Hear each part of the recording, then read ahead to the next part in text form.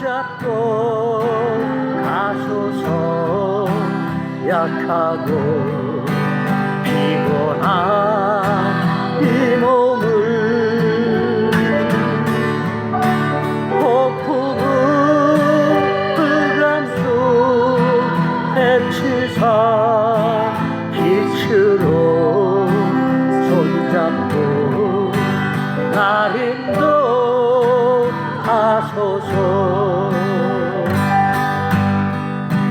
인생이 힘들고 고난이 겹칠 때 주님여 날 도와 주소서. 외치는 이 소리 귀 기울이시사 손잡고 날 인도하소서.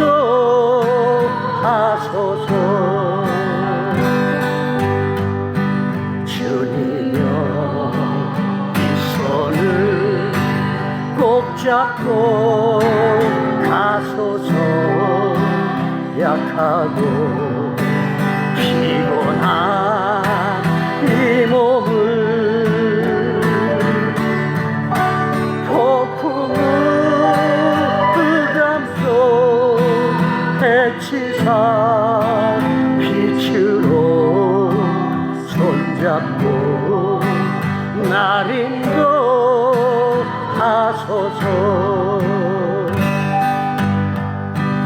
인생이 힘들고 고난이 겹칠 때 주님여 날 도와 주소서. 외치는 이 소리 귀 기울이시사 손잡고 날 인도하소서.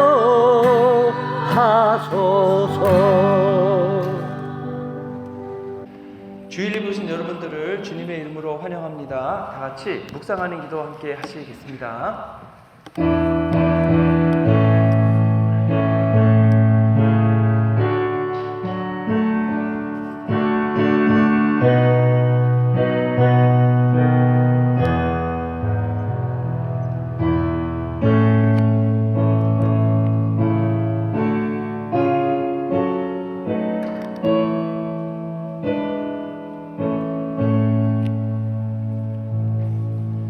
그러므로 형제들아 내가 하나님의 모든 자비하심으로 너희를 권하노니 너희 몸을 하나님이 기뻐하시는 거룩한 산제사로 드리라. 이는 너희가 드릴 영적 예배니라. 좋으신 아버지 하나님, 저희들이 2026년도 맞아 두 번째 주일 예배를 주님께 드리기 위해 이 자리에 모였습니다. 저희의 마음을 다하고 뜻을 다하고 정성을 다하여 하나님께 예배하고자 하오니 저희가 드린 예배를 기뻐 받으시고 하나님 저희의 삶 속에 하나님의 은혜와 권능으로 베풀어 주시옵소서. 예배 시작부터 마치는 시간까지 홀로 하나님께서만 영광 받아 주시옵소서. 우리에게 원하신 예수 그리스도 이름으로 기도했습니다. 아멘. 자리에 일어나셔서 찬송가 24장 왕 되신 주 함께 찬송하겠습니다.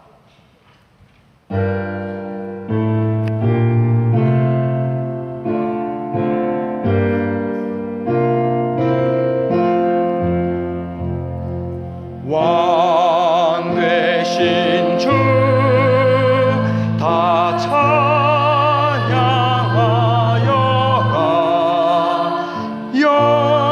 영광과 존귀 주께 돌리세. 하늘 위에 높이 계신 주님의 말씀 존귀하도다. 소망의 주 다 찬양하여라. 휘장을 걷고 보좌 오르사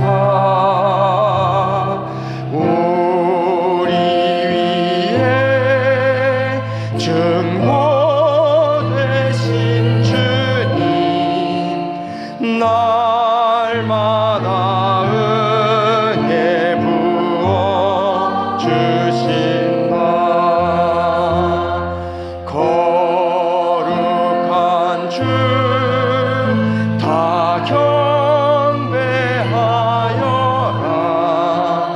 선하신 주께 다 찬양하라.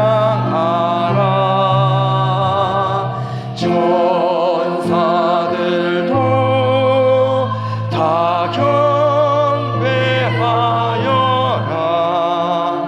구세주 예수 영원하도다.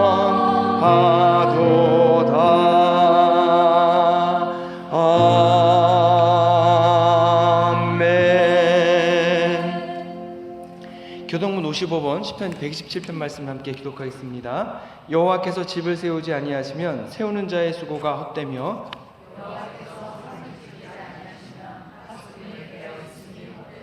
너희가 일찍이 일어나고 늦게 누우며 수고의 떡을 먹음이 헛되도다.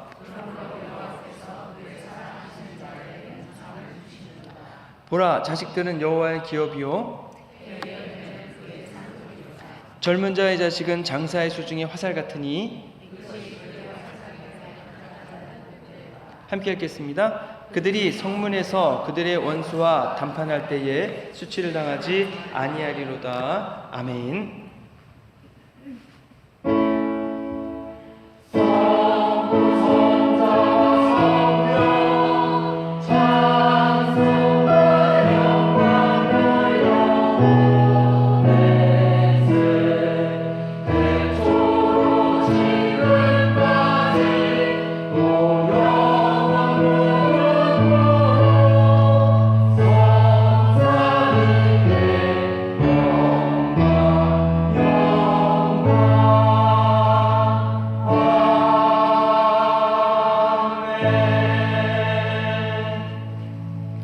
전능하사 천지를 만드신 하나님 아버지를 내가 믿사오며 그 외아들 우리 주 예수 그리스도를 믿사오니 이는 성령으로 잉태하사 동정녀 마리아에게 나시고 본디오 빌라도에게 고난을 받으사 십자가에 못 박혀 죽으시고 장사한 지 사흘 만에 죽은 자 가운데서 다시 살아나시며 하늘에 오르사 전능하신 하나님 우편에 앉아 계시다가 저희로서 산자와 죽은 자를 심판하러 오시리라. 성령을 믿사오며 거룩한 공예와 성도가 서로 교통한 것과 죄를 사하여 주신 것과 몸이 다시 사는 것과 영원히 사는 것을 믿사옵나이다. 아멘.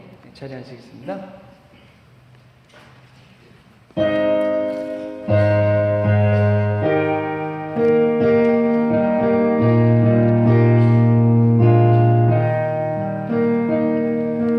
내 주여 뜻대로 행하시옵소서. 온 몸과 영혼을 다 주께 드리니 이 세상 돌아간 주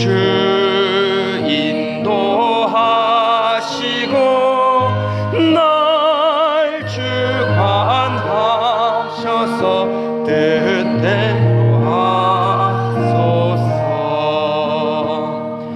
내 주여 뜻대로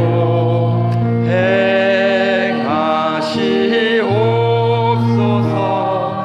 큰 근심 중에도 낙심케 마셔서 주님도 때로는 울기도 하셨네. 날 주관하셔서 뜻대로 하소서. 내 주여 뜻대로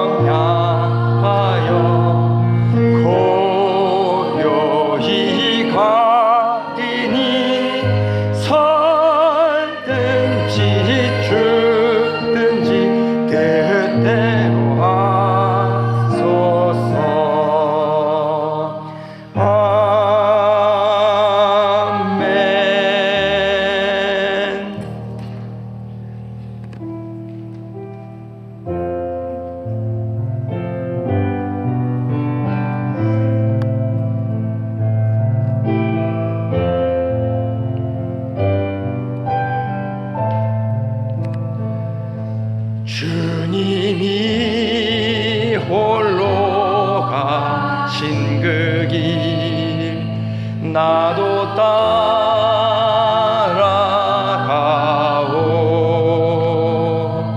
모든 물과 피를 흘리신 그 길을 나도 가오.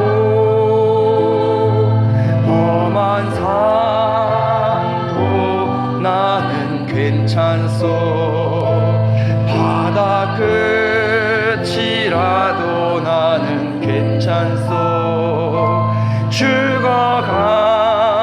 죽어가는 저들을 위해 나를 버리길 바라오. 아버지 나를 보내주오. 나는 달려가겠소.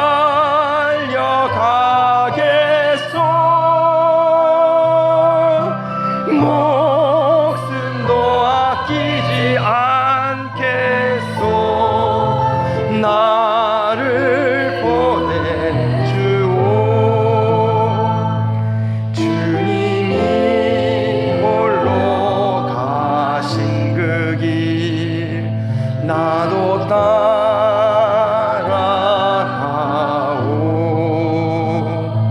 모든 물과 피를 흘리신 그 길을 나도 가오. 험한 산도 나는 괜찮소. 바다 끝이라도 나는 괜찮소. 죽어가는 저들을 위해 나를 버리길 바라오. 세상이 나를 미워해도 나는 사랑하겠소.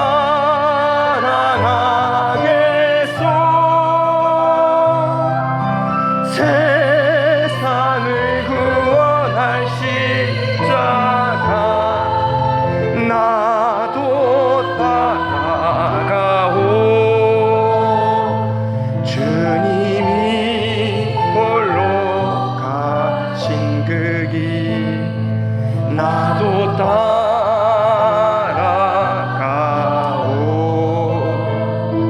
모든 물과 피를 흘리신 그 길을 나도 가오. 험한 산도 나는 괜찮소. 바다 끝이라도 나는 괜찮소. 죽어가는 저들을 위해 나를 버리길 바라오. 생명을 버리면서까지 나를 사랑한 당신, 이 작은 나를 받아주오. 나도 사랑하오.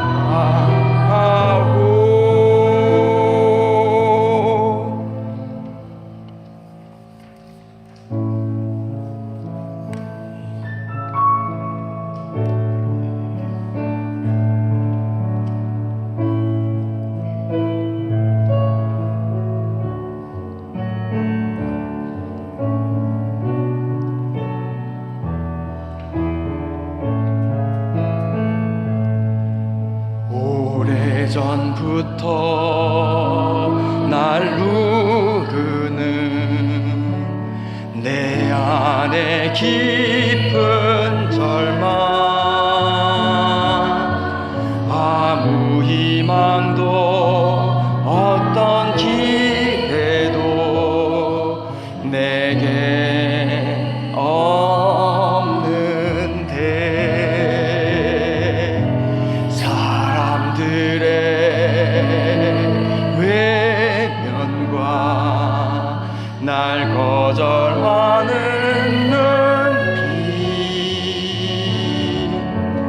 아픈 상처로 짙은 어둠으로 깊이 빠져만 가는데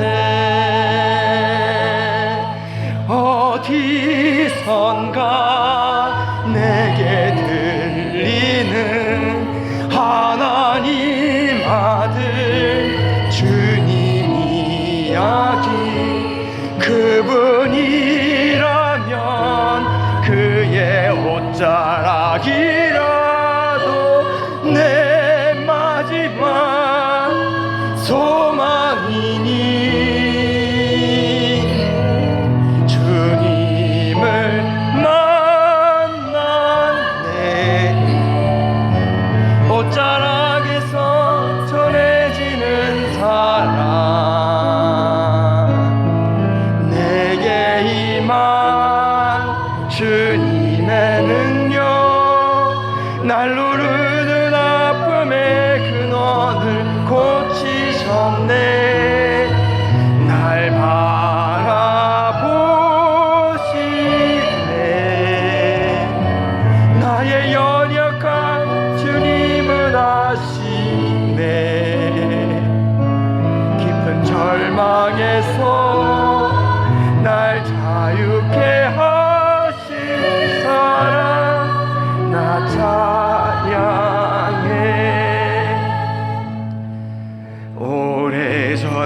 오래전부터 날 누르는 내 안에 깊은 절망 아무 희망도 어떤 기대도 내게 없는데 사람들의 외면과 날 거절하는 눈빛 아픈 상처로 짙은 어둠으로 깊이 빠져만 가는데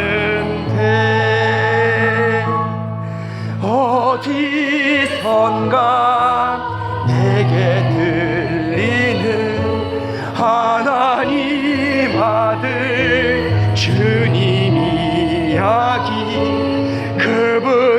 그분이라면 그의 옷자락이라도 내 마지막 소망이니 주님을 만나네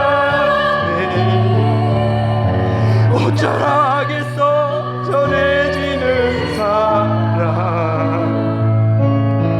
내게 임한 주님의 능력 날 구르는 아픔의 근원 고치셨네 날 바라보시네 나의 연약한 주님은 아시네 깊은 절망에서 날 자유케 하신 사랑 나 찬양해 주님을 만났네 옷자락에서 전해지는 사랑 내게 임한 주님의 능력 날 누르는 아픔의 근원을 고치셨네 날 바라보시네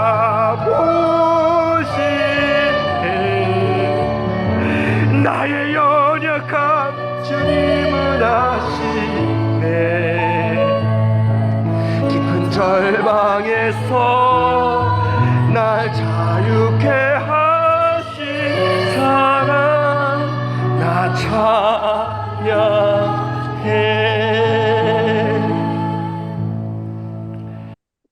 네, 우리를 대표해서 이동호 권사님께서 기도해 주시겠습니다. 우주 만물을 창조하시고 그 안에 있는 생명들을 창조하신 유일하신 참 하나님 아버지, 감사합니다. 아멘. 네. 저희가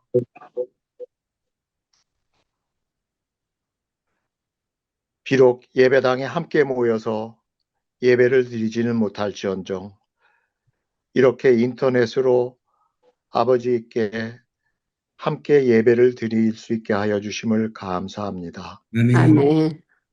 아버지의 이름이 거룩히 여김을 받으시옵고 아멘.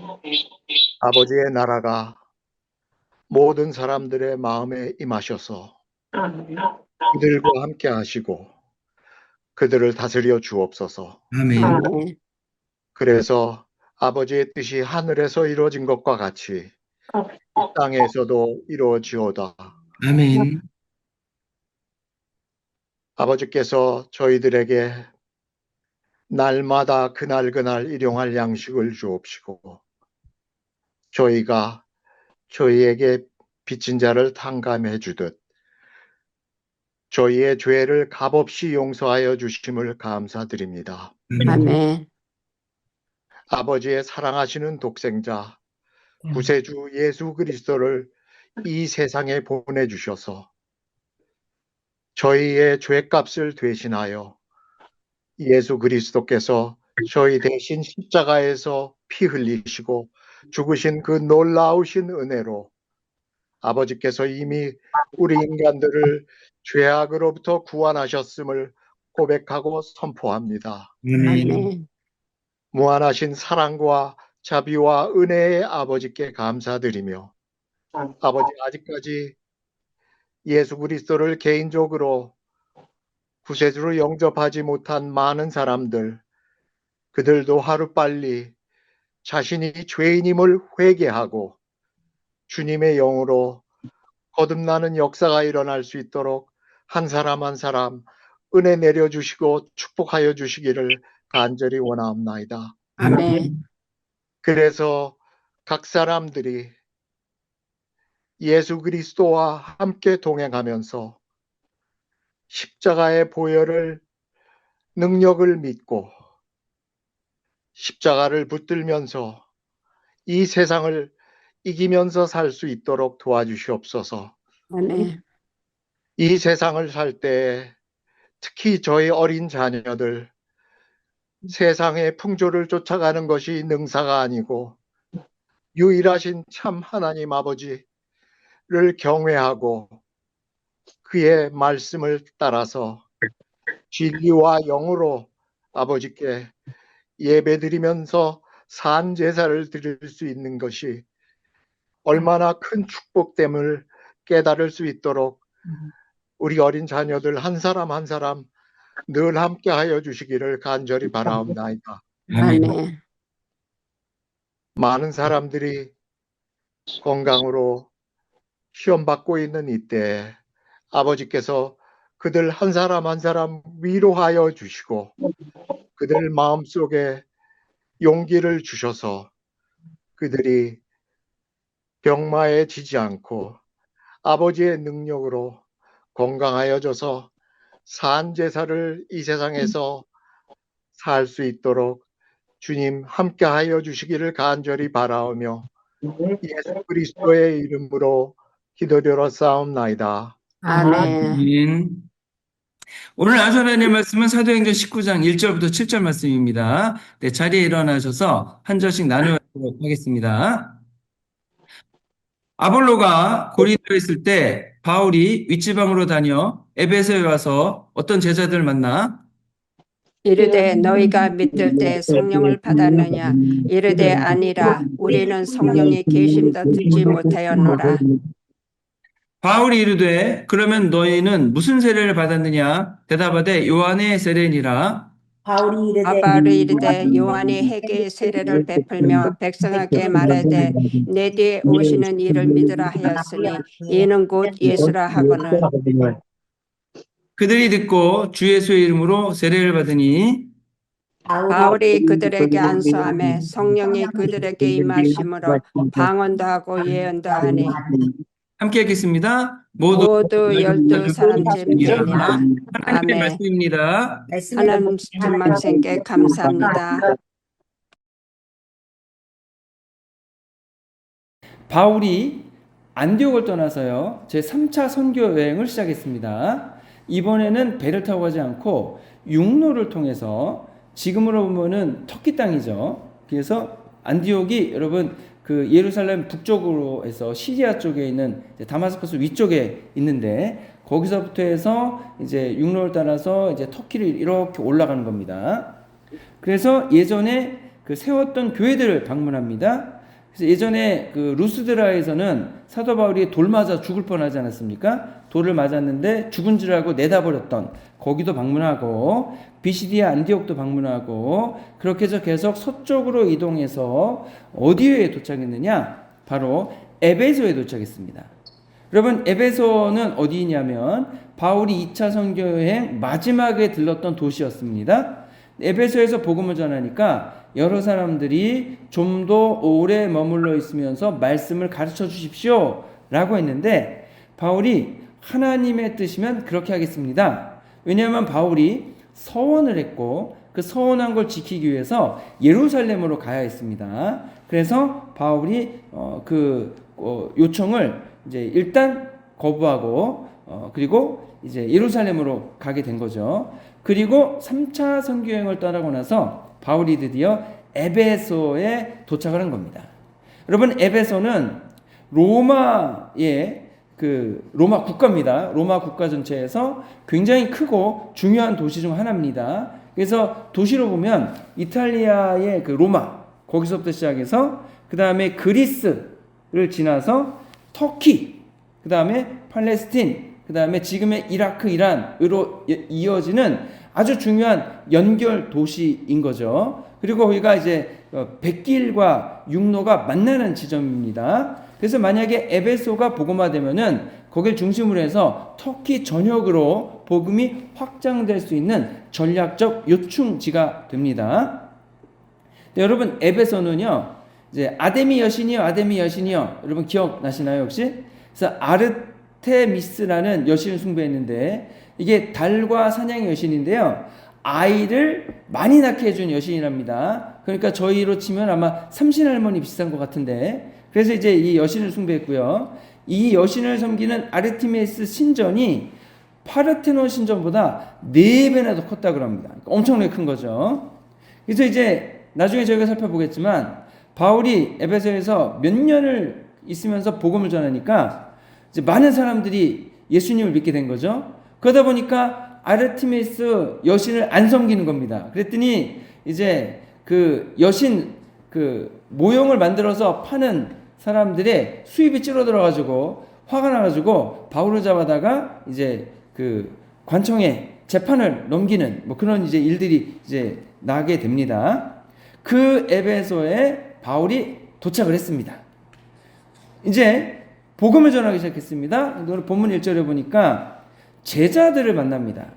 그 당시 제자다라고 하면 예수님 믿는 사람들입니다. 그런데 조금 이상한 질문을 바울이 합니다. 너희가 믿을 때에 성령을 받았느냐? 이렇게 묻거든요. 여러분 이게 왜 이상한 질문이냐면 예수님을 믿으면 예수님이 영이신 성령님께서 그 성도의 마음 가운데 들어오신다고 하지 않았습니까?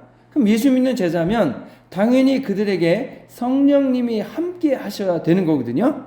자, 그런데 바울은 너희들이 성령을 받았느냐라고 묻고 있는 겁니다. 성령님이 임재하시면 분명히 표시가 나게 되어 있는데 이 제자들에게는 그런 게 안 보였던 것 같습니다. 그래서 바울이 물어봤고 제자들은 성령이 있는 것도 알지 못합니다 라고 대답합니다. 아니 그럼 니네가 제자라 그러면 무슨 세례를 받았느냐 라고 물었더니 우리는 세례 요한의 세례를 받았습니다 이렇게 답하는 겁니다. 제자는 제자인데 예수님의 제자가 아니고 세례 요한의 제자였다고 하는 겁니다. 그래서 바울이 이들에게 복음을 전합니다.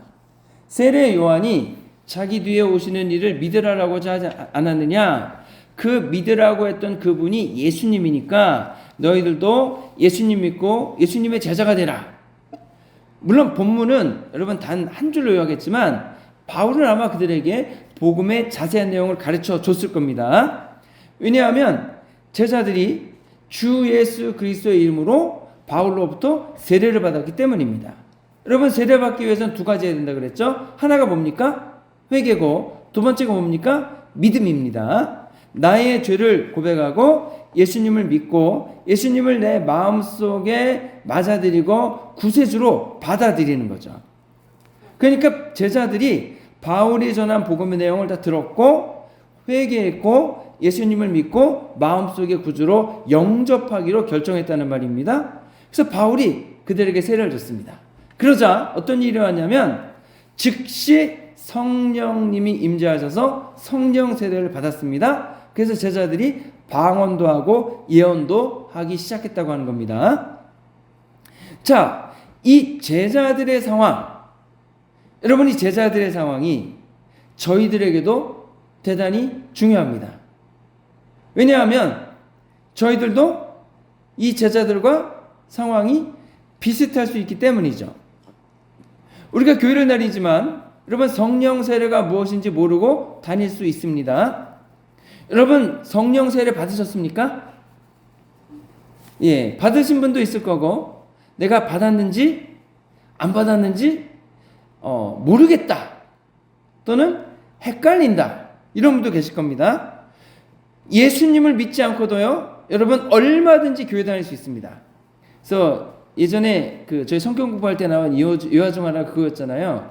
이제 LA에 있는 한 교회에 있는 목사님인데 목회를 잘하세요.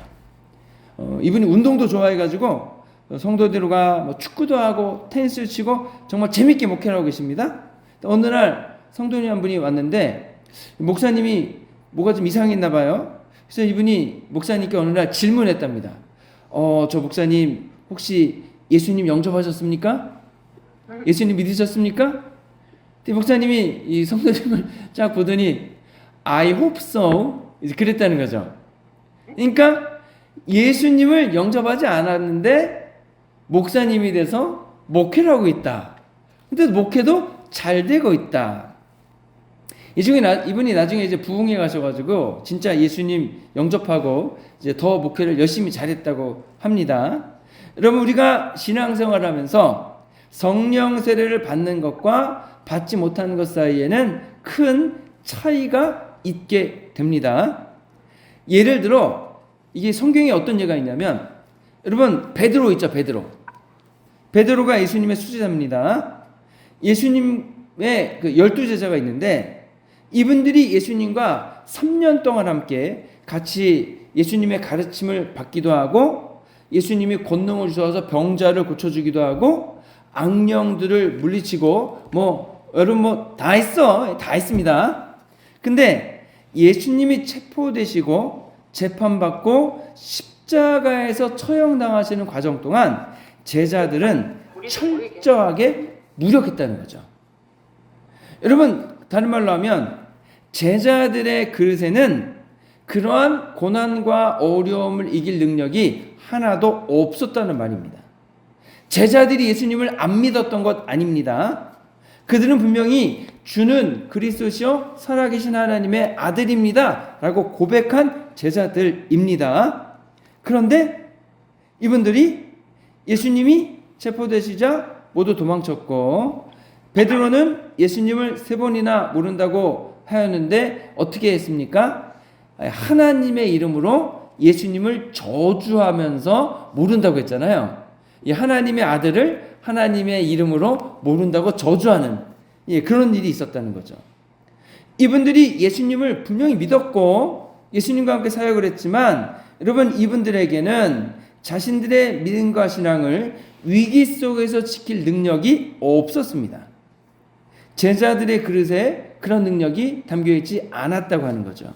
그들이 언제부터 그런 능력을 가졌느냐? 저희가 살펴본 것처럼 사도행전 2장 1절부터 4절에서 성령님께서 임재하신 다음에야 그런 능력이 생겼다라고 하는 겁니다. 그런 능력은 임재하신 성령님으로부터 받은 거죠. 자, 그러면 저희들의 삶을 한번 살펴보겠습니다. 저와 여러분의 그릇 속에 이러한 성령님의 능력이 담겨 있으십니까? 하나님께서 쓰시고자 할 때 그것이 어떤 힘들고 어려운 상황이라고 하실지라도 여러분, 내 그릇에 그러한 능력이 있어서 주님께 내어드리면서 쓰십시오. 그리고 쓰임 받겠습니다. 라고 할 수 있느냐? 라고 여쭙는 겁니다. 사실 어떤 경우에는 성령님이 나와 함께하고 계신지 아닌지도 잘 모를 수 있습니다.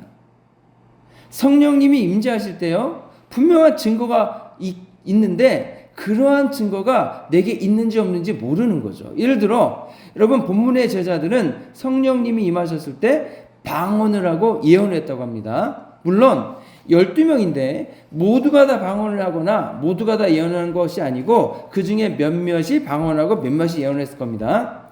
자, 그러면 이러한 방언과 예언과 또 성령의 여러 가지 투시나 어떤 분이 이제 귀로 듣기도 하고 여러 가지 일들이 있으시거든요. 그러한 일들이 내게 있는가? 그런 게 없다면 성령님이 나와 함께하고 계신가? 이게 의아할 수 있거든요. 성령 충만은요, 어떤 경우는 세례를 받기 전에 있기도 했고 어떤 경우는 세례를 받을 때 있기도 했고 어떤 데는 세례를 받고 난 다음에 있기도 했습니다. 중요한 것은 이 제자들이 성령 세례를 받았다는 겁니다. 죄를 회개하고 나의 그릇을 깨끗이 하는 겁니다. 예수님을 믿음을 통해서 예수의 영이신 성령님이 내 마음속에 들어오시는 겁니다. 자, 그러면 성령님이 내 안에 계신가 안 계신가? 이게 중요한 질문이 된다고 하는 거죠. 여러분, 성령님이 내 안에 계시면은요, 내 안에 계시면서 가만히 계신 게 아니고 나의 그릇을 성령님의 것으로 채워가기 시작합니다. 예를 들면 여러분 이렇게 이해할 수 있지 않을까 싶어요.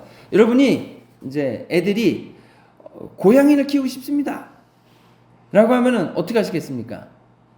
옛날에 저희 아파트에 살 때요, 부목사 할 때 애들이 하도 쫄라가지고 여러분 토끼를 한 마리 기른 적이 있거든요. 이 토끼를 한 마리 누가 주셨어요. 저희가 조지아트 게시판에서 얻어왔어요. 그랬더니 이제 토끼만 오는 게 아니고 뭐가 옵니까? 토끼 밥도 오죠. 그 다음에 토끼 집도 오죠. 그리고 토끼가 깡총깡총 뛰어다니니까 토끼가 이제 뭐 하냐 봤더니 이제 토끼 응가가 움직일 때 하나씩 똑똑 떨어져요. 그리고 토끼가 있으니까 애들이랑 토끼에 대한 대화를 해요. 자, 그러면 성령님이 우리의 그 심령 가운데 들어오셨다. 그러면 성령님의 것이 나의 생각과 마음에 채워지게 됩니다. 여러분, 성령님의 것으로 채우기 전에 먼저 어떤 것이 있어야 되냐면, 그 전에 여러분 성령님과 어울리지 않는 내 그릇에 있는 것은 내다 버려야 된다고 했습니다. 회개를 통해 죄를 깨끗이 해야 한다고 했죠. 그리고 때로는 여러분 나의 지식, 나의 경험, 나의 계획, 나의 능력, 이런 것들조차도 어쩌면 다 내려놓아야 할 수 있습니다. 성령님이 주시는 지식, 성령님과 함께하는 경험, 성령님이 하신 계획, 성령님이 주시는 능력으로 채워야 됩니다. 그럼 나의 생활 속에 성령님의 능력이 나타나기 시작합니다.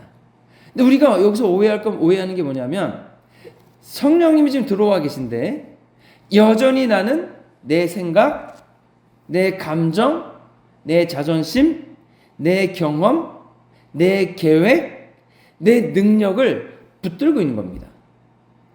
성령님은 지금 내게, 내 그릇에 성령님의 것을 넣어주시려고 만반의 것을 준비하고 계십니다. 그런데 여전히 나는 지금 내 속상한 것밖에 안 보이고, 지금 나 화나는 것밖에 안 보이고, 그리고 내 계획 세운 것밖에 안 보이고, 그 계획대로 다 착착착착 이루어져야 되고 이루어지지 않으면 화가 나고 속이 상하고 내 마음대로 다 해야 되는데 안 되니까 승진이 나고 혹시 그런 건 아닌가? 여러분 나의 삶 속에서 성령님 오셔서 성령님이 주시고자 하는 것이 무엇인지를 깨달아 보고서 그것을 받아들일 때에 나의 삶이 성령님 역사하심으로 변화되게 되어 있습니다. 성령님이 나의 삶 속에 나타나게 되어 있습니다. 여러분 기도를 한번 보시기 바랍니다. 여러분 기도를 내 생각과 마음 속에 가득 채우면 어떻게 되시겠습니까? 새벽 예배 나와서도 기도하시고 또 내 힘과 능력으로 안 되니까 주님 도와주십시오 막 기도하는 겁니다. 성령님께서 그럼 우리 안에 계시면 어떻게 하시겠습니까?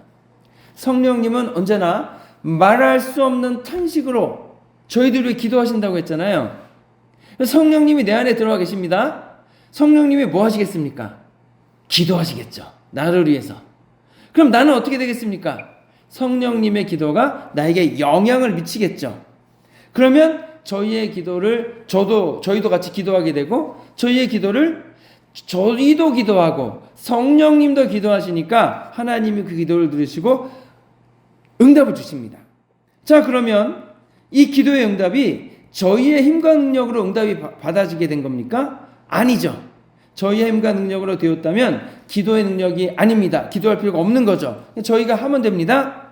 여러분, 기도의 응답은 하나님께서 들어주시는 겁니다.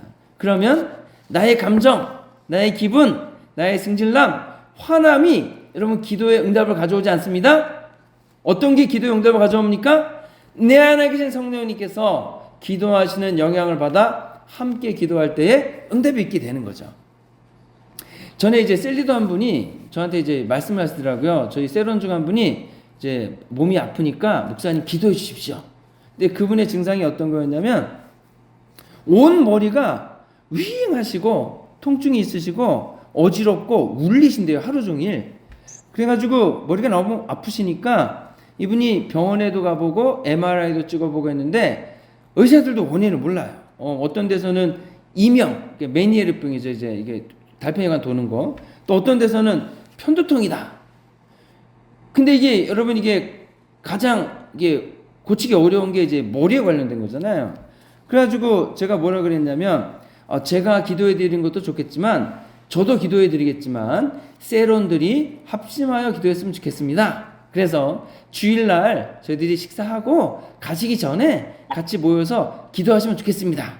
그래가지고 그 주에 이제 오시라 그래가지고 저희가 이제 밥 다 먹고 가실 때에 그 유스 예배실 있잖아요. 우리 애들 예배실이 있는데 거기에 의자에 앉으시라 그러고 저는 머리에 손을 얹고 다른 세론들은 이제 어깨에 손을 얹고 다 같이 기도했습니다. 기도의 내용은 이제 머리에 있는 통증도 없어지고 어지럼증도 없어지고 평안하고 이제 더 이상 머리 아픈 걸로 인해서 이게 소리 나는 걸로 인해서 고통 없게 해주시고 또 그때 사실 아픈 데는 머리가 아니었거든요. 이 등 쪽 어디가 아프시다 그래서 이제 거기에도 손을 얹고 기도했습니다. 근데 이제 이 등 아픈 부분이 사실 거기에 많이 아프면 그게 사실 별로 안 좋은 거였기 때문에 저희가 이제 기도를 했죠. 근데 이제 야 이거 굉장히 증상이 심각한데 이 기도가 응답이 될까? 나을까 안 나을까? 저는 사실 확실히 못했습니다. 그냥 근데 기도해서 응답해 주시면 감사하고 또 안 해주셔도 할 수 없고 근데 기도하면은 응답해 주시면 그게 어딥니까 여러분? 그래서 열심히 간절히 기도를 했죠. 그리고 잊어버렸습니다.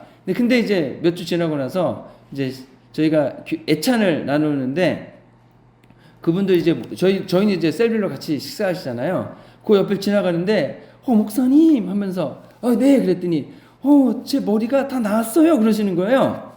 그래서 제가 깜짝 놀랐습니다. 그게 어떻게 나으셨지? 속으로 이런 생각이 들더라고요. 주님이 기도에 응답을 해주셨구나. 어떻게 응답을 해주셨지? 이런 생각이 드는 거예요. 그러면서 그분이 이제 너무 감사하다고 얘기하시더라고요. 근데 뭐 저한테 감사하실 건 아니죠. 왜냐하면 뭐 제가 고쳐드린 게 아니니까 뭐 저는 그 능력이 없으니까 그것을 고쳐주신 하나님께서 여러분 하나님께 감사를 해야 되는 거죠. 이게 나을지 안 나을지 모르지만 저희들이 고쳐주실지를 간구하고 왜냐하면 우리가 건강하게 사는 것이 좋잖아요. 아프지 않고 머리에 울림이 없고 어지럽지 않고 건강하게 이제 살게 해달라. 그게 좋은 겁니다. 그래서 여러분 그 집사님이 낳은 게 저희들의 힘과 능력으로 된 게 아니죠. 그렇다면 저희들의 기도하는 그 행위 때문에 낳은 것도 저는 아니라고 생각합니다. 저희의 기도를 저희 자신으로 채우고 성령님과 함께 기도했을 때 하나님이 고쳐주셨기 때문에 낳은 겁니다. 자, 그러면 이것은 뭐냐? 우리가 하나님 믿고 성령님이 나의 삶 속에 역사하시면 그 역사하심이 우리의 생활 가운데 드러나게 되는 겁니다. 여러분, 그러면 어떤 분들 이렇게 생각하시죠? 성령 충만하게 되면, 성령님이 내게 임재하시면 갑자기 불같이 뜨거운 감정이 일어나가지고 복음 들고 저 사하라 사막에 갈 수도 있고, 그래야 성령 충만한 거고, 또 어떤 경우에는 갑자기 내 마음을 주님께서 어루만져 주셔서 감정적인 동요가 있어서 눈물이 막 난다든가, 갑자기 용서할 수 없는 사람이 막 용서가 된다든가, 그래야 한다고 생각을 하기도 합니다. 물론 그렇습니다. 그런 일들이 일어납니다. 그런데 항상 그런 건 아닐 수 있습니다. 근데 어떤 분들은 아까도 말씀드린 것처럼 성령님 역사하시면 방언을 말하고 예언을 말하고 신비한 능력이 나타나야 됩니다. 예, 성령님 임재하시면 그런 일이 나타나기도 합니다. 그런데 꼭 그렇지만은 않을 수도 있습니다. 그러면 우리 모두의 삶에 공통적으로 성령님이 임재하셨을 때에 어떤 일이 나타나는가? 그것은 우리의 생활 곳곳에서 아주 사소한 부분부터 급격한 부분까지 골고루 걸쳐서 나타나게 된다는 거죠. 여러분, 성령님이 내 안에 계십니다. 그러면 내 생각에 영향을 미치게 되어 있습니다. 성령님이 생각하시는 것을 나도 생각하게 되고요. 성령님이 느끼시는 것을 나도 느끼게 됩니다. 성령님이 애달파하는 상황을 보면 나도 애달파지게 되고, 성령님이 기뻐하는 상황이 되면 나도 기뻐하게 되는 거죠. 예를 들어서 여러분, 예전에 나를 화나게 하는 사람이 있잖아요. 그러면은 그 화나게 하는 사건을 가지고 와가지고 시시비비를 가리는 거죠. 그리고 이제 상대방이 적반하장식으로 나오면 그냥 안 보면 됩니다. 그때 나의 마음 속에는 여러분 속상하고 미워하는 마음이 있겠죠. 화가 나고 분통이 터지겠죠. 그런데 그때 성령님이 나와 함께 하신다면은 어떻겠습니까? 그때 성령님의 마음이 느껴집니다. 성령님은 어떤 마음을 가지실까요? 내가 속상해하고 화내고 마음 아파하는 것을 보시면서 성령님은 굉장히 슬퍼하실 겁니다. 애달아 하실 겁니다. 힘들어 하시고 안타깝게 여기실 겁니다.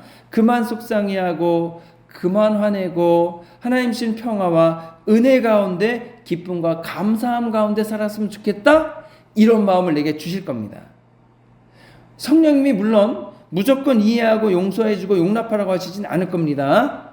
대신에 먼저 나에게 어떤 마음을 주시냐면, 고개를 들어 나의 죄값을 대신 치러주기 위해서 고난당하신 예수님을 바라봐라, 이렇게 말씀하실 겁니다.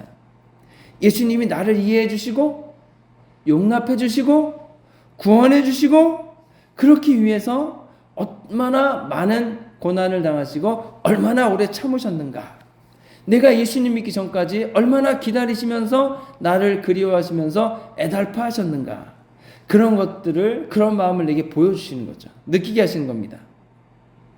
그것을 깨닫고 그 마음을 느끼는 순간 나의 예전 모습이 떠오르고 나의 잘못들이 떠오르고, 그리고 그것을 바라보시면서 기다리셨던, 힘들어하셨던 예수님을 떠올리게 되는 겁니다.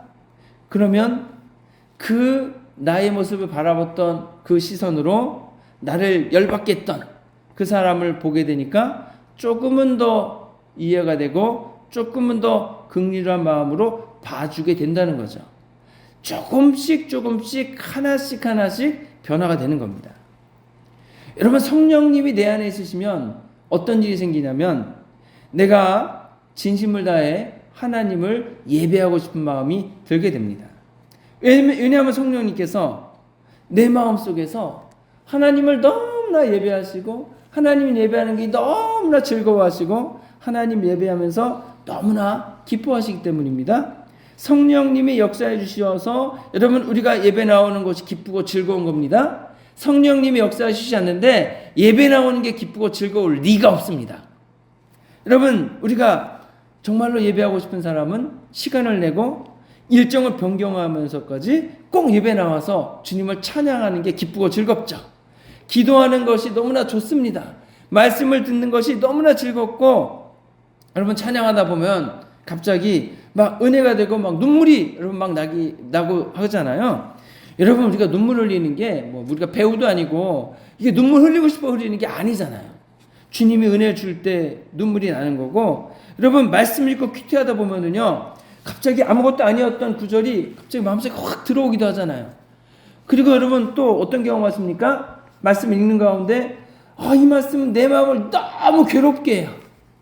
이 말씀 오늘 안 읽었으면 좋았겠다. 여러분 그런 말씀 없으셨나요? 왜냐하면 이 말씀이 너무 좋은데 내가 그렇게 살고 있지 않기 때문에 마음이 힘든 거죠. 괴로운 거죠. 이 말씀 가지고 씨름하는 거죠.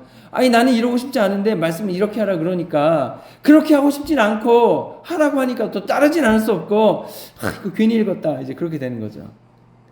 근데 여러분 그러면서도 마음 한쪽에서는 이 말씀대로 살았으면 좋겠다. 살아야 한다. 살아야 되는데 내 마음의 감정은 그렇지 않으니까 씨름하게 되고 여러분 예수님 믿기 전에 이런 일이 어디 있습니까? 그냥 안 믿고 그냥 화내고 끝나는 거죠. 근데 말씀은 그래도 따라서 살아야 되지 않을까? 순종해야 되지 않을까? 그래도 주님 따라 살지 못하지만 따라 살 수 있도록 도와주십시오. 이런 마음을 갖게 된다는 거죠. 왜 그런 일이 생깁니까? 성령님이 내 안에 계시면서 나에게 영향을 미치시기 때문에 그런 거죠. 또 성령님은 어떻습니까? 여러분 마음이 우울하고 여러분 막 마음이 지옥 같은 가운데 살기를 원치 않으십니다. 긍정적이고 따뜻하고 격려하는 마음을 가지고 살기를 원하시죠. 오늘 아침에 저희 사모님하고 얘기를 하는데 저는 지금 사는 집이 너무 감사하다 그랬어요. 저희 지금 이거 렌트고 교회 사택이지만 왜 감사한지 아십니까? 전 단순해가지고 여지껏 살아온 집 중에서 제일 커요. 그리고 여지껏 살아온 집 중에서 이제 2층 집을 살아본 적이 없거든요. 처음으로 2층 집 살아보는 거예요. 그래서 저는요, 이 사택 사는 게 너무 감사해요. 근데 한편으로 보면은 뭐 그렇지 않을 수도 있지 않습니까? 뭐 사택이고 뭐 저희 교회 건물도 없고 뭐 그냥 남의 집 얹혀 사는 것 같은 그런 건데 이게 뭐가 감사할 수 있느냐? 근데 저는 그렇게 생각하지 않거든요. 기쁘고 감사하고. 여러분 어떤 똑같은 상황에서도 그걸 어떻게 보느냐에 따라서 내 마음에 감사를 채워넣을 수도 있고 내 마음에 불평을 채워넣을 수도 있습니다. 그럼 내 안에 계신 성령님께서는 내 마음속에 어떤 걸 채워넣기를 원하실까요? 똑같은 상황이라도 여러분 이것을 내가 어떻게 보느냐에 따라서 상황이 관점이 달라진다 그러는데 저는 그걸 말씀드리는 게 아니고 내 안에 계신 성령님께서 지금 사안을 어떻게 보시는가, 내 안에 계신 성령님께서 현재 상황을 어떻게 바라보고 계시고 이 상황을 어떻게 이루어 가실 것이고 이 상황 속에서 내가 어떤 마음 가지고 살기를 원하시는가. 불평하고 원망하고 짜증낸다면 성령님께서 나를 보실 때 어떤 마음으로 보실 것인가. 성령님께서 분명히 내가 세상의 말과 추악한 말과 생각하기를 원치를 않으실 겁니다. 성령님께서는 긍정적이고 적극적인 생각을 가지고서 하나님께서 나의 상황과 함께 하시고 있고 나의 삶을 돌보신다는 것을 믿기를 원하실 겁니다. 부정적이고 안 된다라는 생각과 말이 아니라 하나님의 크신 능력과 돌보심이 나와 함께 있으니까 그것을 믿고 기쁨과 감사한 가운데에서 성령님이 나의 삶을 주관하시기를 바라고, 그리고 현재 상황이 마음에 안 든다면 성령님께 말씀드리는 거죠. 원망하고 짜증나는 틀어 이럴 수 있습니까? 항의를 하셔도 되긴 하겠지만 그거보다는 주님이 나의 삶 속에 나의 상황을 주관하고 계심을 믿습니다.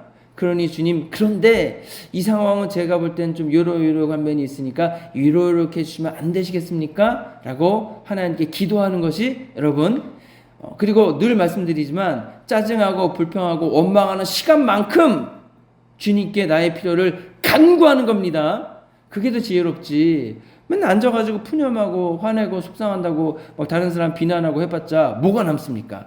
자, 그러니까 여러분, 성령님은 내 안에서 하나님의 능력을 부어주시고 하나님의 돌보심을 보여주기 원합니다. 그것을 내가 받아들이고 내 생각과 마음을 채우고 그것을 나의 말로 해나가야 되는 거죠.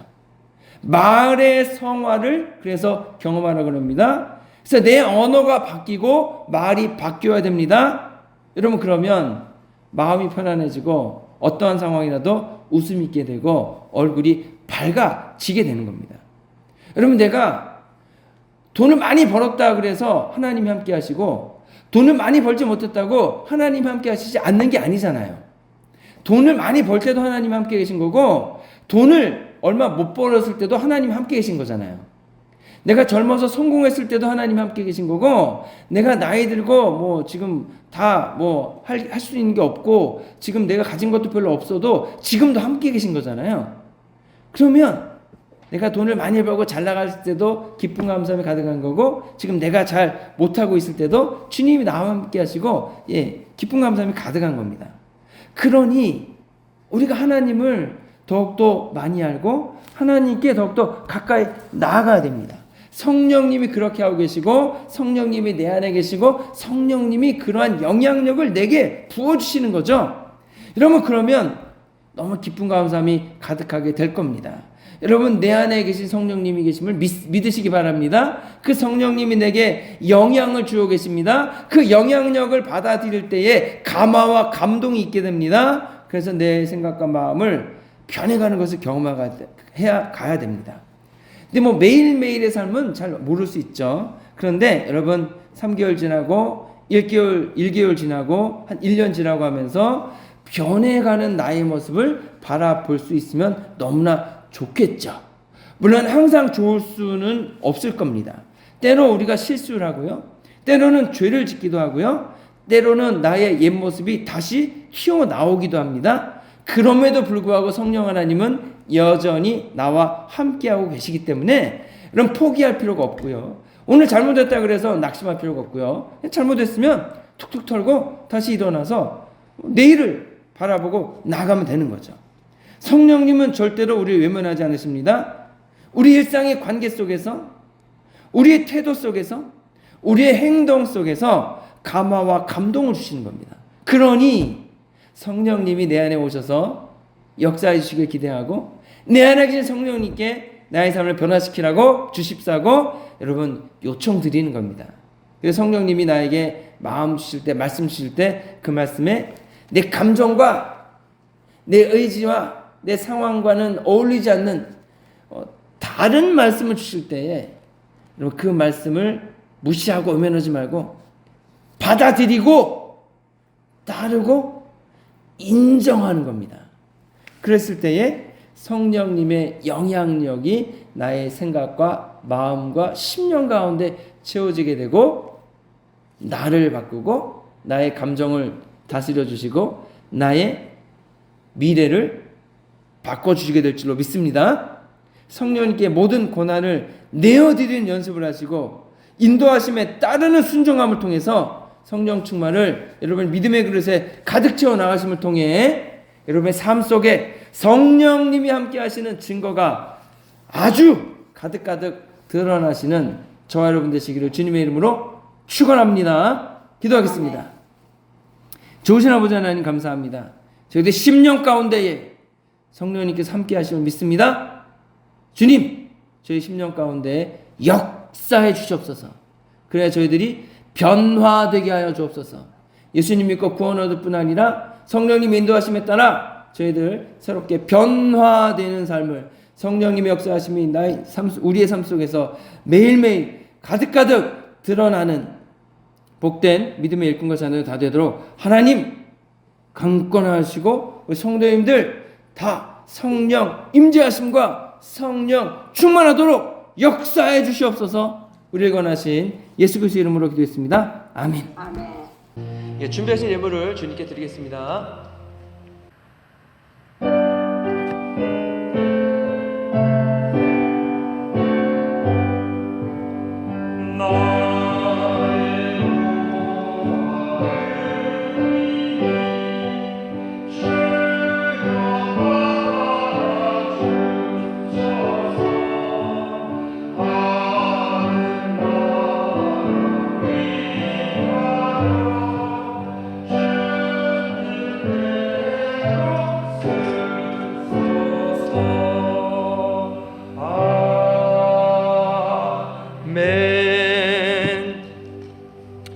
좋으신 아버지 하나님 감사합니다. 오늘 저희들의 귀한 예배를 주셔서 감사하고 또 주님께 귀한 예물을 준비해 드리오니 하나님 30배, 60배, 100배의 결실로 하나님 채워주시기 바랍니다.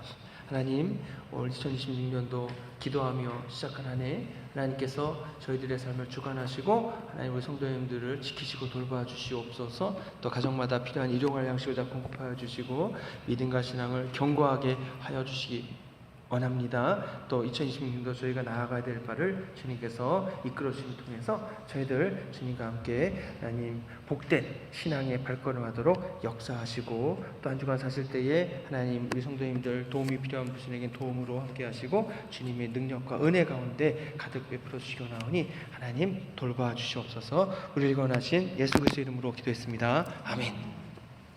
자리에 일어나셔서 결단 찬송 함께 하시겠습니다.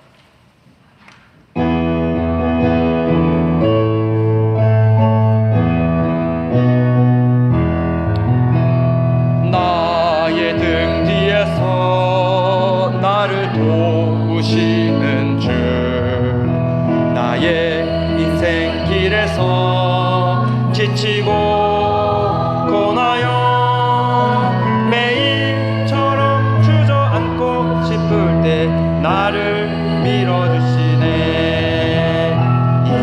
일어나 걸어라, 내가 새 힘을 주리니. 일어나 너 걸어라, 내 너를 도우리. 나의 등 뒤에서 나를 도우시는 주, 평안히 길을 갈 때 보이지 않아도 지치고 곤하여 넘어질 때면 다가와 손 내미시네. 일어나 걸어라, 내가 새 힘을 주리니. 일어나 너 걸어라, 내 너를 도우리. 나의 등 뒤에서 나를 도우시는 주, 때때로 뒤돌아보며 여전히 계신 주, 잔잔한 미소로 바라보시며 나를 재촉하시네. 일어나 걸어라, 내가 새 힘을 주리니. 일어나 너 걸어라, 내 너를 도우리. 지금은 죄와 죽음에서 구원하신 예수 그리스도의 크신 은혜와 아버지 하나님의 무한하고 한량없으신 사랑과 성령의 감화 감동하심과 교통하심이 주님을 내 그릇에 채우고 2026년도 내 그릇을 주님께 맡기고 하나님 원하시는 믿음의 그릇으로 빚어 나아가기를 소원하며 나아가는 해밀점 하나님교회 모든 성도님들 위해 이제로부터 영원토록 함께 하시기를 간절히 축원하옵나이다. 아멘.